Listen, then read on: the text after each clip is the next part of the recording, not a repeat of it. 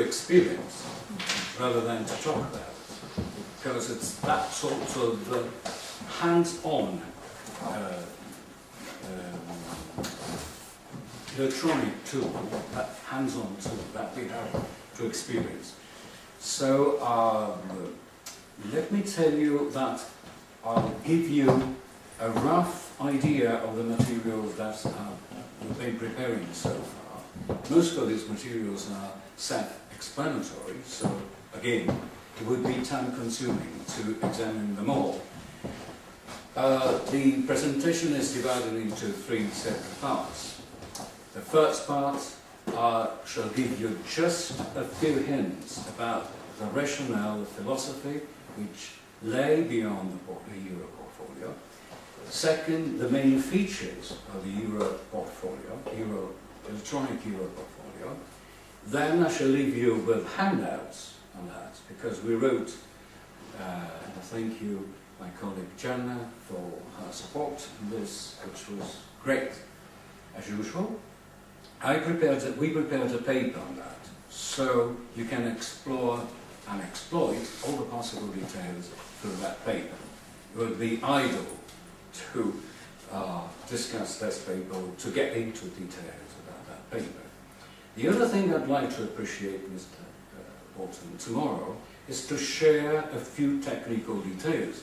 I won't get into those details tonight, because again, it would be very much off the scene. It's not, to me, it's not saying this the table to that, because it's dragging details. To me, times have come, at least for me, to give you some technical details, to leave you with some technical details, so that you can interface your website to the platform, which is extremely friendly, open platform, something easy to handle with. But we have, in my opinion, we have to meet tomorrow just to exchange a very few details. So, let me tell you a few things about the title first, because it's important. It's an EOE portfolio.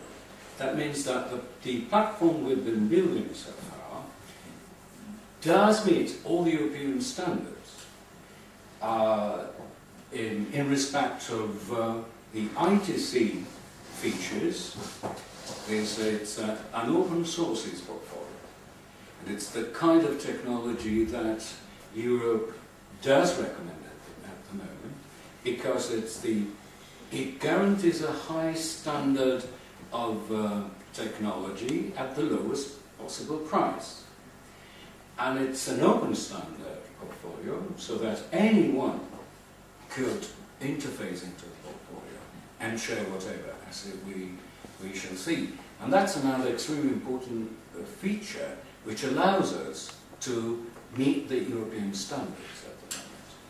Third, it's a privacy protected platform, and that is another important thing from a legal point of view.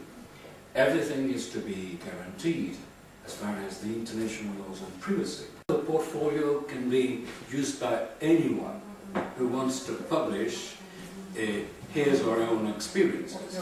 And on top of that, what distinguishes this portfolio from others, say, is that the fact that anyone can have their own products to the portfolio. Because I found, after a very short experimentation period, that there are some people, no matter whether they are teachers, or students, professionals, or whatever, that are eager to publish their own products. Suppose I made a video, I'm our state director, I made a video, and I may like to publish the results of my work. So what may be published onto the platform, into the portfolio, is not only a set of texts illustrating, describing, what I've done so far, but the actual product of my professional work. Any kind which is in the digital form may be added to the platform, but quite easily published onto the platform. it's a rather hands-on sort of platform. It's something you have to work with. You don't need to get through pages and pages and pages of guidebooks and whatever. It's something that you learn while you keep your hands on it and you step forward. And the help file I created is very much hands-on experience oriented, so that anyone can be in your respect. We can only supervise the whole thing and say, with a sort of feedback email, look, you're acting against the netiquette in that expensive. We can't, your site, your portfolio has been put off the site because it's against the netiquette. And you find the netiquette in the help file. Yeah. So, and anyone is notified prior to their activity. If they're against the netiquette, they're put off. And by submitting their ID and their password, they subscribe to that, so they know in advance. Sorry, just very, very quickly. Is it possible to signalize an abuse? Yes, but for privacy reasons, only to the abuser. Oh, to the abuser. To the abuser. Be careful, Absolutely. you are yes, abusing. to the abuser. So you can't possibly notify the abuse to anyone else. Right. Because the abuser has the right to be privacy protected for that. Right. Everything is the help file. Again, I only said that the portfolio is